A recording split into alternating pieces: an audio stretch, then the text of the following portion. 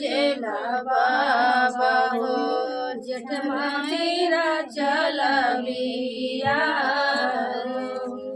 बेरिया के बेर तो गए बरजे बाबा हो जेठ माहीरा चलबिया हथिया घोड़ावा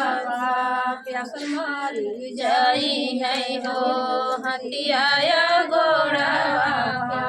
प्यासल मारी जाई है हो शिव बार जई है को मिलाई शिव बार जई है को मिलाई परग परग बेटी सगरा खनाई हो परग परग बेटी सगरा खनाई हो परग परग जनवास हो परग परग जनवास हो अपने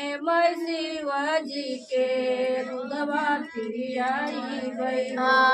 अपने शिवाजी के दूधवा पियाई हो लाल ध्वजा हो फहराई लाल ध्वजा फहराई बेरिया के बेरा तो कबर जे गए भाइया हो जेठ माहीरा चलबिया हो जेठ माहीरा चलबिया हो हथिया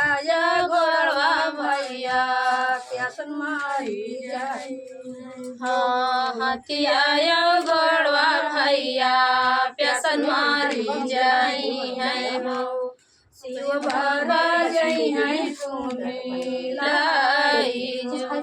शिव बारा जई है को मिलाई हो परग परग जैने सगरा खनाई हो परग परग बहिनी सगरा खनाई हो परग परग बनवास हो परग परग जनवास हो अपने शिवाजी के दूधवा पियाई अपने शिवाजी के दूधवा पियाई हो लाली ध्वजा फहराई लाली ध्वजा